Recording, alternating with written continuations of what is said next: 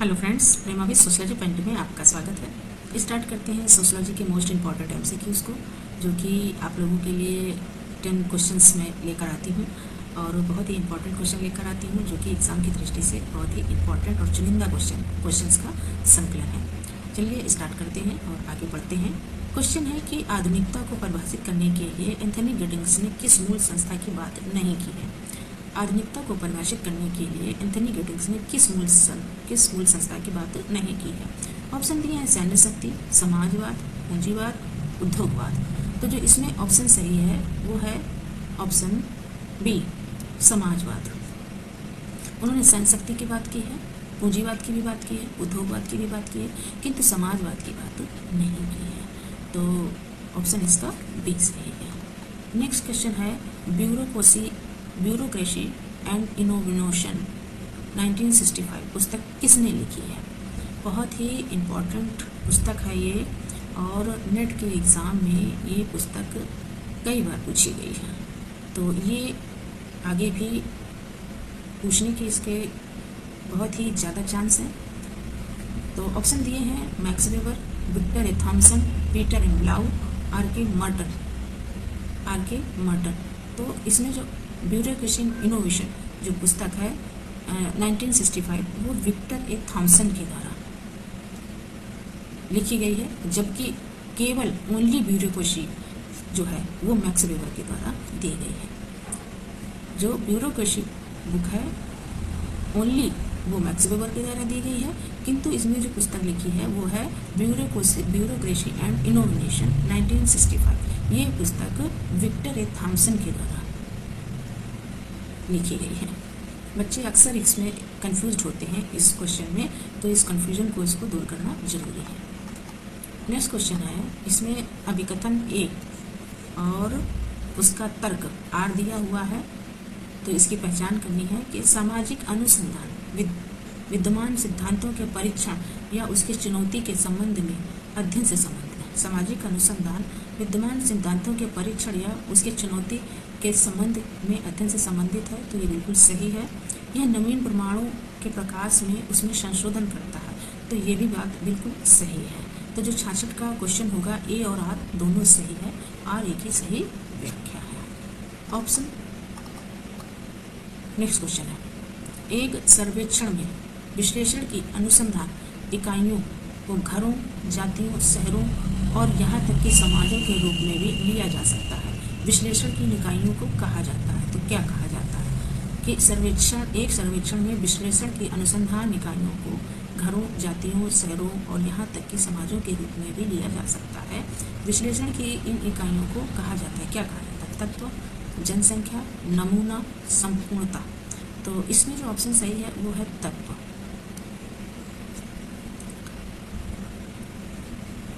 वो है तत्व, क्योंकि जो तत्व होते हैं, यानी कि चाहे वो घर, जाति, शहर, यहाँ तक कि समाजों के रूप में जब इनके बहुत ही छोटे छोटे डाटा को एकत्रित किया जाता है, यानी छोटी छोटी इनसे संबंधित तत्वों को एकत्रित किया जाता है, तब जाके कोई सर्वे पूर्ण हो पाता है। यानी कि जैसे हम जब सर्वे करने जाते हैं, जब मान लीजिए जनगणना है, अब जनगणना में बहुत सी चीज़ें ऐसी आ जाती हैं कि घरों के विषय में जानकारी ली जाती है कि ये घर किस आर्थिक स्तर में है, इस घर में बीपीएल कार्ड है अथवा नहीं है, इस घर में कितनी शैक्षिक शिक्षा का स्तर है, इस घर में कितने बालक बालिका हैं, इस घर में कितने बुजुर्ग हैं, या यूँ कह लें कि उसमें बहुत सारी मतलब जानकारियाँ एकत्र की जाती हैं, किस जाति से है। तो ये सारे जो छोटे छोटे तत्व होते हैं, इन छोटे छोटे तत्वों को जब हम एकत्रित करते हैं तब एक सर्वे को हम कंप्लीट कर पाते हैं।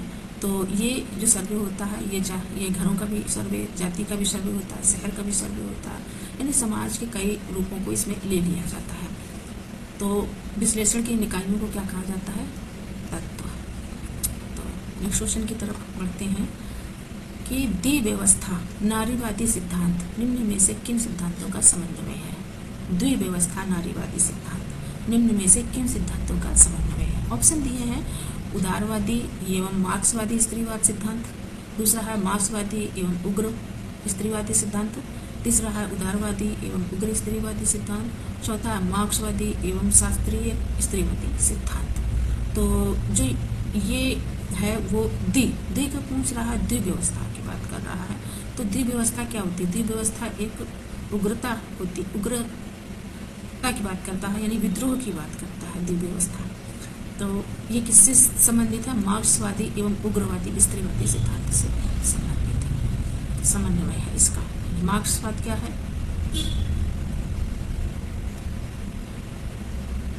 मार्क्सवाद एवं उग्रवाद स्त्रीवादी सिद्धांत के सिद्धांतों का क्या है? समन्वय है, जो द्विव्यवस्था नारीवादी सिद्धांत जिसे समझते हैं।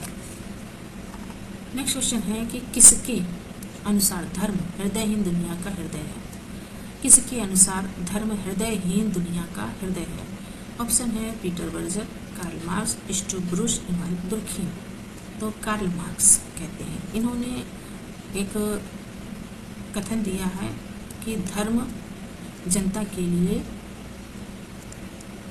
अफीम है, धर्म जनता के लिए अफीम है। ये कथन इनके कार्ल मार्क्स के द्वारा दिया गया है। तो इन्होंने अनुसार ही धर्म क्या है? धर्म हृदयहीन दुनिया का हृदय है। ऑप्शन इसका बी सही है। नेक्स्ट क्वेश्चन है कि 2011 जनगणना के अनुसार भारत में जनजातियों की संख्या कितनी है? तो ऑप्शन दिए हैं 95.2 मिलियन, 104.5 मिलियन, 125.2 मिलियन, 150.2 मिलियन। तो जो इसमें ऑप्शन सही है वो ऑप्शन है 104.5 मिलियन जनसंख्या भारत में जनजातियों की है, जो कि 2011 की जनगणना के अनुसार है। नेक्स्ट क्वेश्चन की तरफ बढ़ते हैं।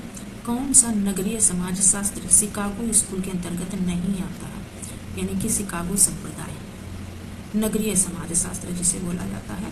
तो ऑप्शन दिए हुए हैं ई बर्गेस, लुइस विर्थ, डारन मैक्सी और रॉबर्ट ई पार्क। तो इसमें जो ऑप्शन सही है वो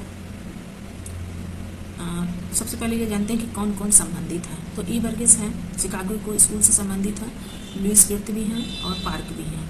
जो शिकागो स्कूल है ये नगरीय समस्याओं से संबंधित है, यानी नगरीय अपराध और समस्याओं से संबंधित है।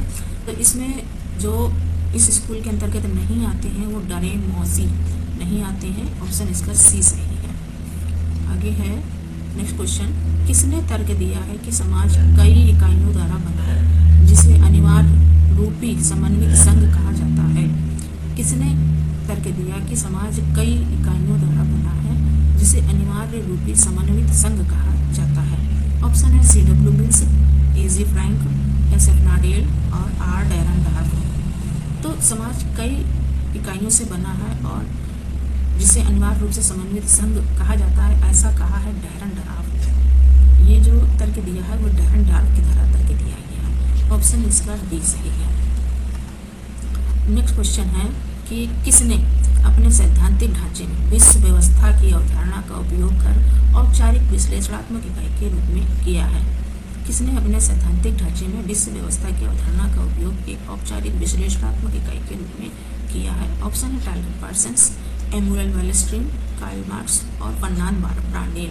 तो विश्व व्यवस्था की अवधारणा से संबंधित है एमुअल वालेस्ट्रीन। ऑप्शन इसका बी सही है। नेक्स्ट क्वेश्चन है, संरचनात्मक सिद्धांत के प्रतिपादक के रूप में किसे माना जाता है? ऑप्शन है Jacques Lacan, Anthony Giddens, Levi Strauss, Ferdinand de Saussure. तो संरचनात्मक सिद्धांत के जो प्रतिपादक हैं वो संरचनात्मक सिद्धांत के जो प्रतिपादक हैं वो एंथनी गिडिंग्स, यानी इन संरचनात्मक सिद्धांत क्या है? संरचनाकरण जिसे कहा जाता है, संरचनाकरण। कि संरचनाकरण एक ऐसी स्थिति थी कि समाज में जो क्या होता है, आगे की स्थितियां निर्मित होती रहती, समाज में गतिशीलता बनी रहती है और उसी गतिशीलता से आगे की स्थितियां निर्मित होती रहती हैं और संरचना बनती रहती है, यानी संरचना आगे की आगे निर्मित होती रहती है। तो संरचनात्मक सिद्धांत के जो प्रतिपादक हैं वो एंथनी गिडिंग्स है। किंतु संरचनावाद की अगर हम बात करें तो संरचनावाद में कौन आएंगे? लेवी स्ट्रॉस आएंगे। इन्होंने संरचना के लिए संरचना के स्ट्रक्चर की बात की है किंतु एंथनी गिडिंग्स संरचना में, सामाजिक संरचना में गतिशीलता के द्वारा, यानी समाज में जो क्रियाएं होती हैं उन क्रियाओं के द्वारा जो संरचना होती है वो आगे की ओर निर्मित होती है। उन्हीं संरचनाओं के आधुनिकता की ओर बढ़ने से, जब संरचनाएं निरंतर कार्यशील रहती हैं, आधुनिकता की ओर बढ़ती हैं आगे, तो इससे जो सामाजिक व्यवस्था होती है वो आगे को निर्मित होती रहती है। तो ये जो संरचनाकरण की बात, यानी संरचनात्मक सिद्धांत की बात करते हैं, एंथनी गिडिंग्स करते हैं, किंतु संरचनावाद की जो बात करते हैं वो लेवी स्ट्रॉस करते हैं। नेक्स्ट क्वेश्चन पर चलते हैं। किसने आधुनिकता को अधूरा प्रोजेक्ट के रूप में विश्लेषित किया है? अधूरा प्रोजेक्ट के रूप में विश्लेषित किया है। ऑप्शन है Habermas, J.F. Leotard, F. Jameson, G. रिटिजर। तो ये जो एक अधूरा प्रोजेक्ट की बात की है आधुनिकता को, कि आधुनिकता एक अधूरा प्रोजेक्ट है, ऐसा हैबरमास कहते हैं।